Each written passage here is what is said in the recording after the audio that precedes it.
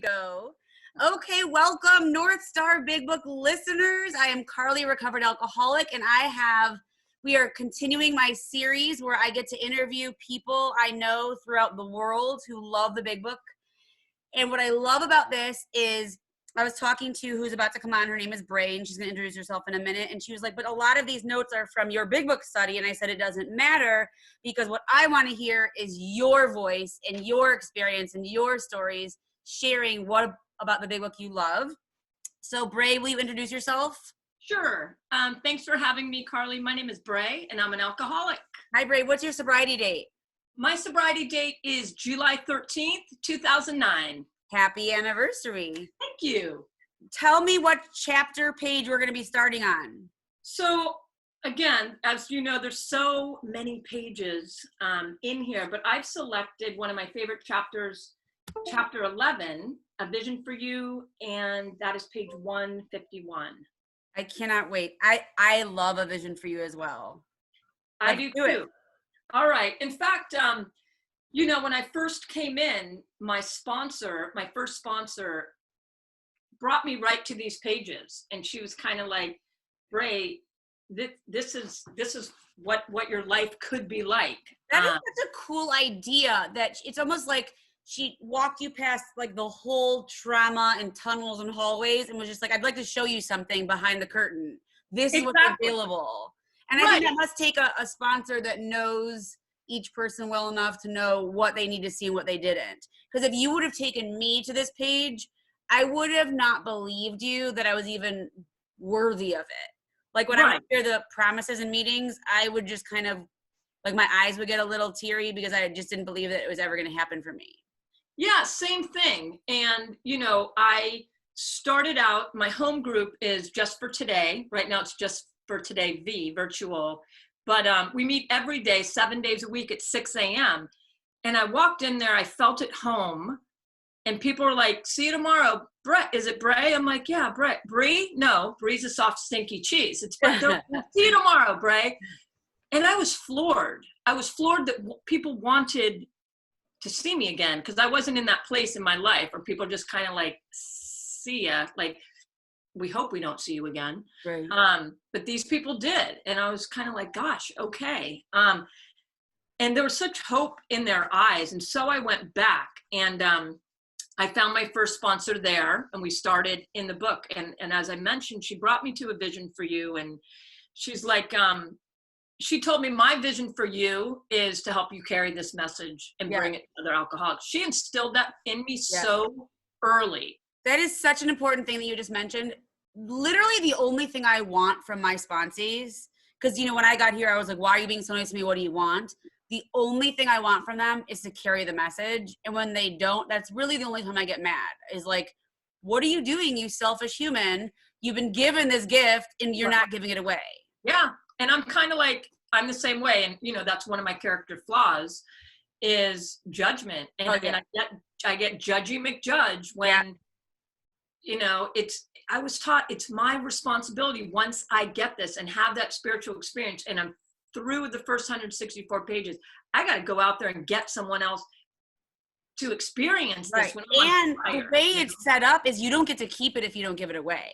Right. It's set up like 1 through 11 is set up, and then 12 is as a result of 11. But if you don't continue with 12, everything starts getting taken away. Right.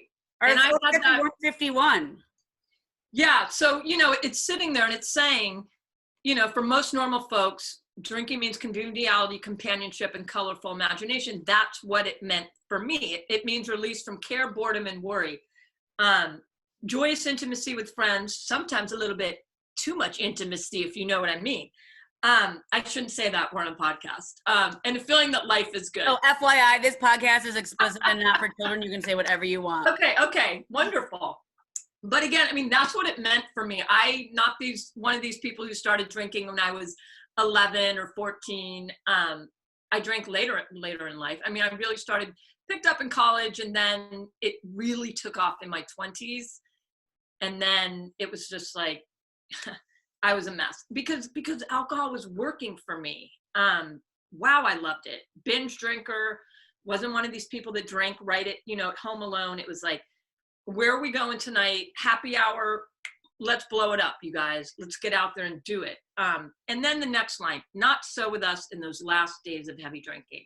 So it went from this place to, whoa, dramatically different. Right. And that's such a good question to ask the woman you're working with is, what was it like in the beginning? Like you were just talking about, I was the same. I was like go-go boots and glitter and boas and whooping it up. And then those words, in those last days of heavy drinking was in my apartment by myself, sneaking, lying, paranoid, afraid, suicidal. No one's last days that's listening to this podcast or reading this book or showing up at meetings were fun. Yeah, my last days were awful. I was living in Boulder, Colorado, in a Marriott hotel on points. Because I didn't really have any, I had points from my, I saved up a boatload of points from my job, and so I was there because my girlfriend at the time's mom would not physically let me in the house because of my behavior when I was drinking. And I remember I was just there, I'm like, what the F am I gonna do? I have no one. And just like walking around this park, chain smoking Parliament lights, and half the people in the world never knew that I even smoked. Full on closet smoker at the time. Don't smoke anymore, fortunately. And I was just so desperate. And I was like, who am I? And that's what it's about to tell us. Read that part. Yeah. It was awful. And here we go. This is it, and, there was this yearning to enjoy life as I once did. And, somehow I could just be able to do it. I'd done that. I'd repeated that cycle so many times. One more attempt and one more failure. Yep. I was never able to stay stopped. That's the mental obsession is we're able to stop. Yeah. Anyone can stop for whatever reason. We couldn't stay stopped. I couldn't stay stopped. So, if I got 10 days or 14 days or something, I wasn't relapsing. I never stopped. Right. I was just like, see, I did it. See, I'm fine. Yeah. The less people tolerated us, the more we withdrew from life itself. And, I had some close friends and people are just like, you know what? You got a problem. And the minute someone would call me on that, push them away so far. You have a problem. Mind your own business. Cut them out. And the people I was hanging out with were not doing book clubs. Like they were not people that were doing well. So when they didn't want to be around me, that was very, very uncomfortable. Yes, absolutely. King alcohol, shivering denizens of his mad realm, the chilling vapor, the loneliness, right? It thickened, becoming blacker. I can just so identify with that language. And you know what else I want to point out to the listener is that the capital letters of King Alcohol. Because we made alcohol our God. And we did everything for King Alcohol. And something else I've written here is one of my teachers, Kevin, taught me about the full blockage of the plumber's pipe. And what I talk about is, the hallway being completely blocked. At this point, we've placed ourselves in a position where we're totally blocked off from society, from our higher power, from sanity, and that we've placed ourselves in this position, and that's why it's so dark. Yeah. And, at this point, alcohol was doing for me what I couldn't do for myself, Yeah. that was it. And, hoping to find the understanding, I still wanted to get back there. I'd go out to bars and try to find like a new set of friends that didn't know that I was a mess. Because I was okay in the beginning, the first, second, third glass of wine or beer or whatever it was, constantly looking for, right? That whole thing. Then the awful awakening to face the hideous four horsemen: terror, bewilderment, frustration, despair, waking up, at like 11 a.m. after calling in sick to work and being like, where am I? Yep. Who am I next to? I just need to call for like some chicken fingers and fries right now. I do. Right. And doing that over and over. And this is what alcoholism is. Alcoholism is not about how much we drank the night before. It's about waking up to the awful awakening to face terror, bewilderment, frustration, despair, and then making the decision with no alcohol in our brains that we need more alcohol. Right. Because we're so uncomfortable living in our own bodies. Right. And I'd be going out with people that would be able to wake up, go and like be perfectly fine. And I'm like, let's go out again. And they're like, oh my God, no, like can't do that again ever. They wouldn't do it. I would be like, well, why wouldn't we? Bray, do you not understand what? So the normal people don't do that. Yeah. I didn't know that. I didn't know that. Yeah. No. All right. So I'm jumping over to 152. Okay. Because what I did, it says he fools himself. So, it's true. Like, I'd wake up the next day and feel that way, but someone would be like, whoa, how are you feeling today? I'm like, I'm feeling great. Why? What do you know what I mean? I would fake it. And just the lying. And I probably had no idea what I did. And then jumping down, he cannot picture life without alcohol. I couldn't. That's where I was.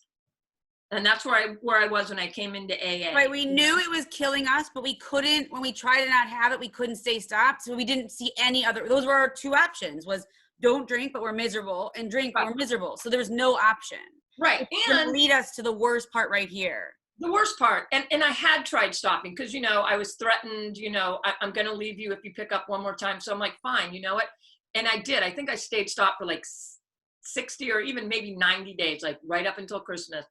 And I was like, fine, see, I did it. It was the worst 90 days of my life. Without alcohol. Without alcohol. Because that's the mental obsession. That's you, ick.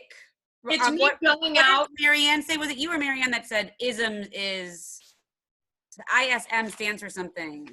I self me. Yuck. I self me, right? Ism, gross. All about me. And yeah, pretending I was having fun with my Diet Coke and seltzer, and meanwhile, or being that nag, like, want to go home now, want to go home. Right, this is awful, this is boring. Yeah, it was bad. End of the jumping off place. So like we just talked about, it was like, do I kill myself, or do I don't even know what to do. And I just want to pause for a second here. So it says he will be at the jumping off place. So it says he will know loneliness such as few do. He will be at the jumping off place. He will wish for the end. And I wrote in big letters, suicide. For me, I have the date that I did that, which was I was 6 days without alcohol. It was January 26, 1999. And what I want to share from 21 years of sobriety is that the biggest symptom of untreated alcoholism, in the rooms or out of the rooms, is suicide. And I've been to funerals of women and men who killed themselves without alcohol in their body because they could not live another day with the loneliness and despair of not working a solution and not drinking, and they wish for the end. And so suicide is a common manifestation of untreated alcoholism. And we, meaning like recovered alcoholics, when we hear of someone in our circle or our family or friends that died young, and people that don't understand are like, oh, I don't know what happened. Was it cancer? No, it wasn't cancer. And then we're like, we know. Because there is no young person that doesn't die of cancer that just dies. They're dying from alcohol or drugs. We know that. Right. And, it's that guilt and that shame without a solution, it's and to us, which is what they say in the way beginning of the book, that we have a seemingly hopeless state of mind and body.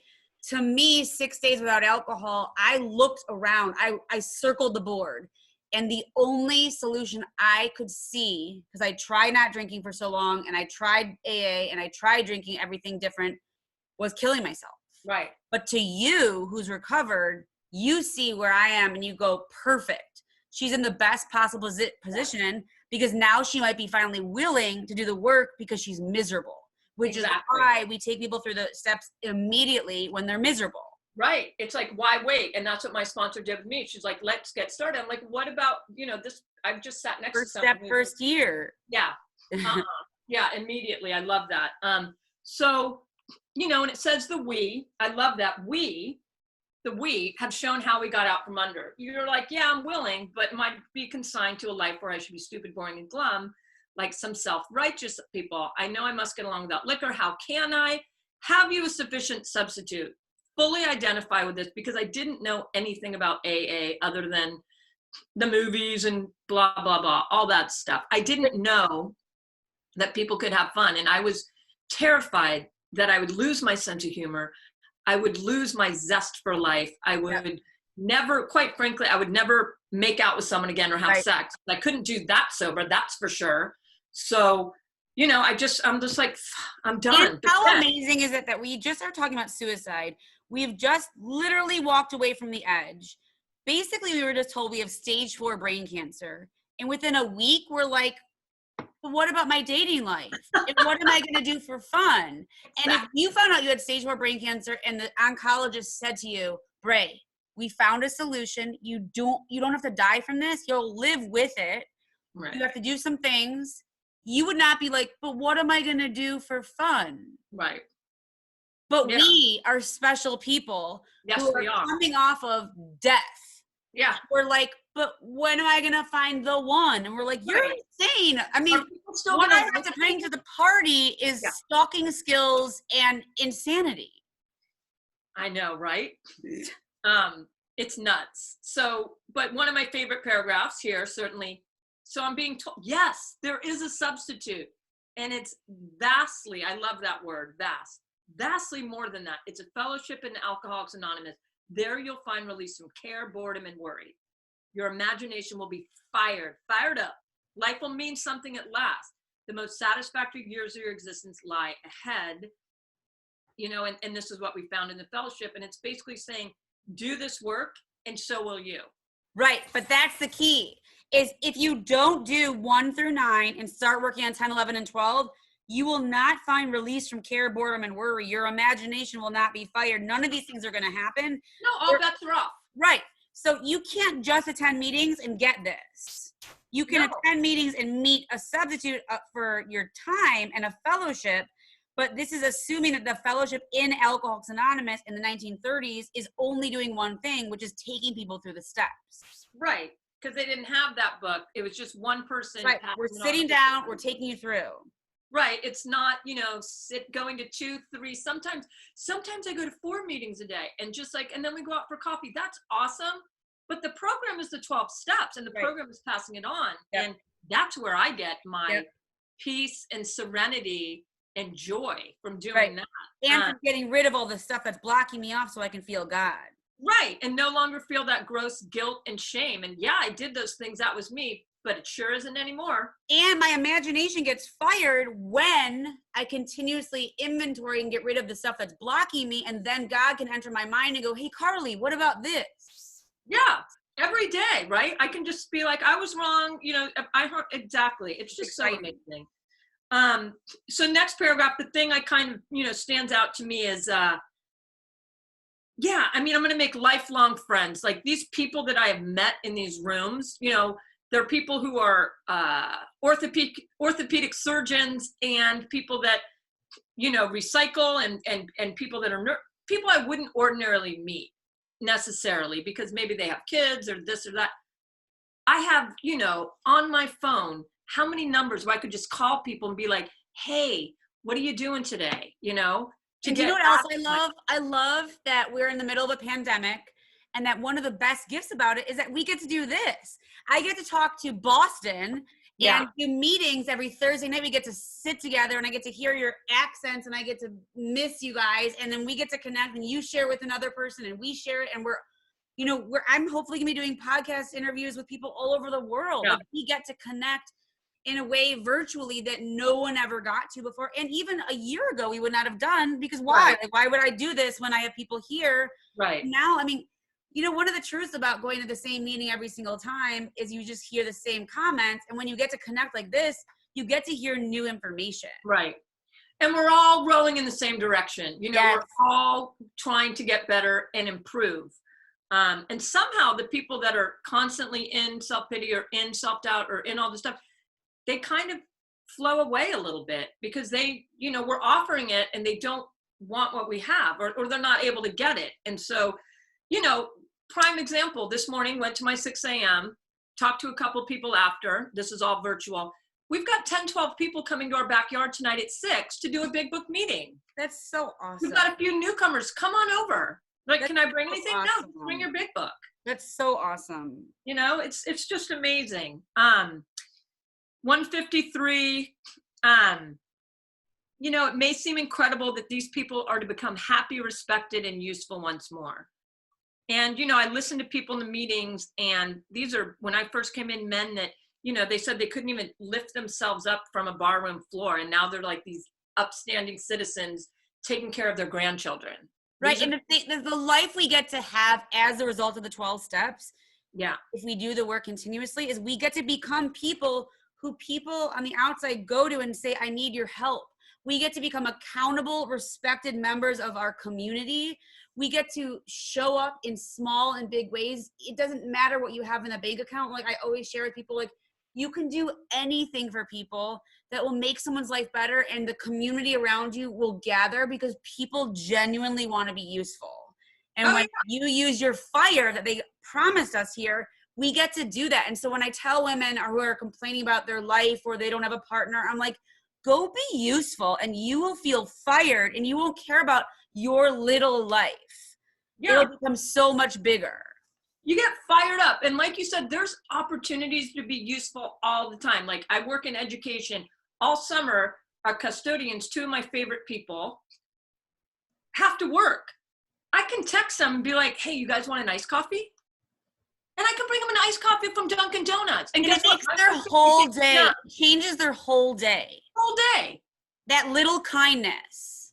And it gets me out of the house because I can't be in the house all the time. It's like, what can I do today? You know, instead of, and it makes me feel good. Like, they're like, oh my God, thank you. I'm like, no, thank you. And I'm just filled with gratitude. One of my favorite things I want to share with listeners, even if listeners don't even have enough money to go get coffee for someone, something I like to do that's so easy, and you can just post it on social media wherever you are, is you ask people to drop off used backpacks at your house, at the front door. You don't have to even have contact with them. And ask them to drop off any toiletries that they don't use and any like non-perishable snacks. You do it for like 2 weeks, the collection. You put it in your garage or one bedroom in your house, and then you deliver them by hand with a mask to people that you see living on the street, downtown, wherever you live. It is free. And it is so fulfilling. The people that you give it to never see you again. They don't know your name. They're not going to post it on Facebook with a selfie with you. It's just you. I'm telling you, when you do that kind of stuff, you will get so busy in your head reaching out to people that's what this is promising us. It's a vision of our life not being about us. And I can just say, like, if I look back to who I brought in, who I was before I stepped into the rooms, and everyone in there taught me, be useful. And I'm like, well, I am useful. And they're like, just try it or something. Cause I had no idea. And that's the shift to me. That's the spiritual experience. Yes. It's thinking about things, thinking about everything differently, getting rid of those old ideas and old behaviors and doing things differently. And, but if you're listening to this and you don't understand why you don't feel like that, my guess is you're still blocked off. You're not doing your daily inventory. You're not finishing your amends list. And when you're still blocked off from the past, you cannot live effectively in the present. And the present is the only place I can hear my higher power guide me to say, hey, go call that custodian. Go do this. Because you won't think about those things when you're stuck in your own self. Right. And I mean, this whole chapter, I mean, time-wise, we're not going through the entire thing. But, you know, it's when Bill and Bob, and then they're meeting Bill Dodson and all, and it's working with others. And I couldn't work with other people until I had something of significance to give away. That's why I couldn't wait to be not done, but through the first time, have that spiritual experience and then have the ability to pass it on to someone else. Will you do me a favor, since the next bunch of pages are just the review of how they met and everything and connected? Will you go to 160? Yeah. Let's go us there to Many a Man and then finish the chapter? Yes. Because Bray and I could talk forever. Like, we could have like a 7-part series of chattering. No. All right. So here we go, right? So 160, many a man, days from his hospital experience, stepped over the threshold of that home into freedom. Love that word, freedom. This is what the steps have given me, specifically a freeing feeling, but writing out all my resentments and doing that. And then when I started making those amends in person to other people, many an alcoholic who entered there came away with an answer. And that's what the 12 steps are. It's I want you to know. Everything. I wrote in big letters here, what answer are we offering? And whenever I lead a meeting, when I remember, I start with those 2 sentences to remind me and who's listening that my responsibility is to provide an answer to the listener. And the answer is, for me, the 12 steps. That's the only answer I have. I've tried just meeting attendance alone, and it's never kept me sober. The only answer I have is the we of the program, coupled with the 12 steps, coupled with service and at my higher power. I cannot do it with just one of them. Right. And I've had people come to me and say, hey, you know, even most recently in the pandemic or this or that going on, I'm so anxious. I have this or that. I'm like, I don't have a cure for your anxiety. I don't have any of that stuff, but I do know that this has worked and it solves every single problem. You're anxious. Let's try this. I think it'll work. And it does. You know, it does. It promises us it'll solve all our problems. Yeah. If there is a little caveat there, if you will, if I stay close to this power that's bigger than me. And do the work. And do it, right? And it's so weird that it's called work because it has almost a negative connotation, like, oh, work. But it's work, but it's awesomeness. I know, but it's also important to acknowledge that it's work because I don't want the woman or man that we're working with to think, oh, it's going to be easy. Like, if it was easy, everybody would do it. This is work. Like, when me and you are done, I'm going to go outside and run because I get to. And it's like 85 degrees out and it's going to be sweaty and hot. And when it's over, I'm going to feel awesome because hard work equals results. Yeah. Right? You don't get results. I mean, I love watching Netflix and doing nothing, but I don't get any results from it other than I wish I wouldn't have eaten that and I'm feeling tired. Right. That bowl of ice cream. Right. Yeah. Expression of the faces. We got to stay on track, right? So, stimulating an electric atmosphere, the place conspired to haven at last. Like AA is home, and I love that, and I know that I'm going to have these lifelong friendships for decades to come. Hopefully, that's what I'm. The next paragraph that you're going to read, I wrote on the side, model for home group. So this is what we want our home group to feel like. Read that. Which one? The very practical approach to his problems. The absence of intolerance of any kind, the informality, the genuine democracy, the uncanny understanding which these people had were irresistible. So that's what we want our home group to feel like to people. We want them to feel not judged, welcome. We want them to feel understood, not like we're better than you or you stay in this first step group for a year and then we'll let you know when we think you're ready, like you're insane. Yeah, I've had the same home group for 11 years, and I can honestly say JFTV, because virtual right now, one thing, we don't do everything right. We welcome that newcomer in, whether they're on Zoom or they come in the door. We make sure, and I love that because I've been floating around some different Zooms and other meetings in the past. I'd sat there and I felt so like just a little bit awkward, I got to tell you, because everyone's in their clique or people are just like talking to themselves. I'm just like, shoot. And then as I'm taught in here, I could go up to them and say, hi, my name's Bray.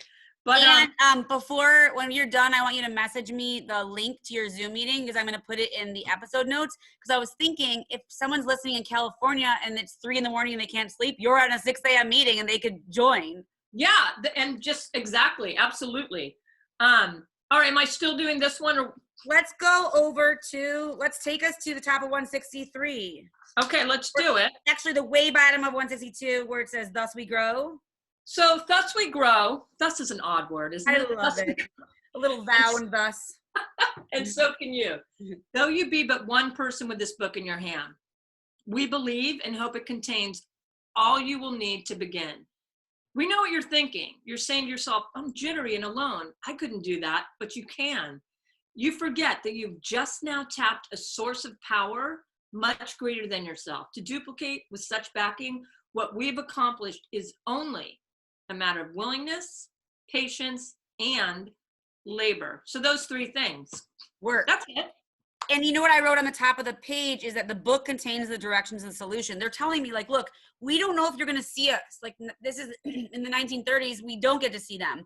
But they're telling us that what we're holding here contains everything we need, that the first 100 men and women believe that we're going to be able to go on. And that I know that I felt jittery and alone. And when my sponsor at the time was like, highlight, underline, and write this, I was like, why? And she's like, you're going to take women through the book. And I was like, you're insane. Right. Like, have you spent any time talking to me? And I do. And I didn't know that. But what is happening, what you read about the source of power is bigger than me, is what I can do with you, Bray, and with God is so much bigger than what I can do by myself. Exactly. You jumped down to the bottom of 163. So our fellow, that one? Yeah. And then So our fellow will soon have friends galore. Some of them may sink and perhaps never get up. That happens, right? But if our experience is a criterion, more than half of those approached will become fellows of Alcoholics Anonymous. When a few people in the city have found themselves and have discovered the joy of helping others to face life again, there will be no stopping until everyone in town has had their opportunity to recover, if they can and will. So if they're willing to do the work, they right. will. The opportunity, right. They're not just saying the opportunity, welcome to AA. They're saying approach with the 12 steps, the opportunity to do the program. Right. I get out of it what I put into it. And I got to tell you, Carly, like, I absolutely love the results of my program. And that's one of my favorite questions when you're working with someone or you're starting with someone that's coming back and they're like complaining about the work that we're offering them. And I like to just simply turn the tables and say, what are you getting the results you want with what you're doing? Yeah. And my guess is that you're not, because why would you come to me? Because I'm not a fun person to talk to. So like, but yeah. Well, thank you. I mean, people perceive me that don't know me like, ugh, that's who I remember one of the best compliments I ever heard that was not supposed to be a compliment was someone stood up and they said, you're the woman we go to when we are finally miserable and there's nothing else we can do. And I'm like, awesome. Like, that's exactly. Like, I feel complimented. Yep. I hear ya. All right. Are we closing? Yeah, you're going to rock this out. Keep going. Yeah, I am. Okay. Still you may say. Okay. So book meant to be suggestive only. It's not suggestive, right? Wait, no, I want you to go back a paragraph because it's really important. Go to still you may say. Yeah. Still you may say. But I will not have the benefit of contact with you who write this book. We cannot be sure. God will determine that. So you must remember your real reliance is always upon your higher power or God. And that higher power is going to show you how to create the fellowship that I crave, right? I'm not doing it alone anymore. Right. And that's why we have to do step 11, because if we don't connect every morning and make that time and read those pages or listen to the pages being read and do that little meditation, and then throughout the day, do our inventory so we can reconnect with God. And at the end of the day, to connect with God. If we don't set up that money in the bank, when we need that help, we will not feel that connection. Right. It's just, it all goes back to like, it's easy to rest on our laurels. It's easy to let up on the program. I don't let up on the program because I don't want to know what happens. I've heard it. Yeah. People I've seen it. Yes. I've seen it. Book is meant to be suggestive only. Realize, we know only a little. I still am scratching the surface. I know so little, but God will constantly disclose more to you and to us. Ask your higher power in the morning meditation what you can do each day for the person who's still sick. It doesn't say for yourself. Right. It says, what can I do for others? So I'm supposed to add this into my 11th step. Yeah. And the answers will come if my house is in order and if I listen. And then what it's also saying is the answers will not come if my house is a mess. Right. So you're like, where's my answers? And then you go, what does your house look like? And it's a mess. Right. It's always blocked off. Your amends list has not been touched in a month and a half, and you're not doing inventories. You're not going to get answers. No answers there. Obviously, I can't transmit something you haven't got, right? So we talked about that. See to it that your relationship with your higher power is right. Great events will come to pass for you and countless others. That's where the fun starts, right? That is a massive promise. Massive. That if I have a good relationship with my God, that I'm going to have great events. It doesn't say they might. It says they will come to pass. And I have written on the side, steps give me to God. God gives me to self. Self gives me to others. That's the order. I have to first, right? Yeah. And I can wake up in the morning and I can do formal prayer and all that. But I can also, before I wake up, go to the bathroom, get my coffee, just say like, what are we doing today? Who would you have me be? And it's always kind, patient, loving, and tolerant. It's that simple. Yes. It's that simple. So abandon yourself to God as you understand God. Admit your faults to God and to your fellows. Clear away the wreckage of your past. Give freely of what you find and join us. We'll be with you in the fellowship of the Spirit. You'll surely meet some of us as you trudge, which means what? Walk with a purpose and direction. So what did you used to think it meant? Or did you always know what it meant? Because I had a different idea of what trudge meant before someone explained it to me. I used to think it meant like, oh, we're going to go on this thing and it's going to suck. Right, like how my kids talk about everything. So I make my kids go on a walk every day with me. And my middle one, who is discontent, like if you looked up discontent in the dictionary, you'd see Lincoln's face. He is like, oh, I Right. want to go home. And like, I picture myself like in snow, like trudging. Okay. Yeah. And I was talking like that, and an amazing woman came up to me at the end of my lead once, and she said, "No, Carly, in the 1930s, trudge didn't mean what you think it means. It Yes. means to walk with a purpose." Right? Walk with a purpose and direction. And that's what I'm doing now. And so I love to point that out. You know, I learned it from someone else. And, you know, we're on a road to happy destiny. It doesn't say to happy destiny. No, up, right? This is the road. Yeah. We're on the road. Yeah, we are. May God bless you and keep you until then, right? So it's incredible. I love it. I get the same satisfaction from doing this work as I did with drinking. Like it's replaced it. It's better then, because I don't feel much embarrassed better. about my behavior after. No, exactly. It's much better. And like, you know, call me nuts, but I can't wait to wake up in the morning and see what we're doing today. I love Bray. How could you not love Bray? We're going to need to have you back on here.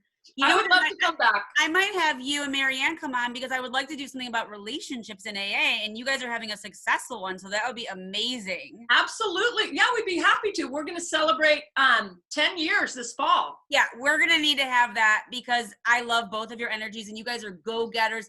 Knowing that I have an army of women that I can reach out to at any time is so helpful. Thank you for all you are. I love you. I love you too. Have a great day. Bye, Carly. Thank you. Thank you.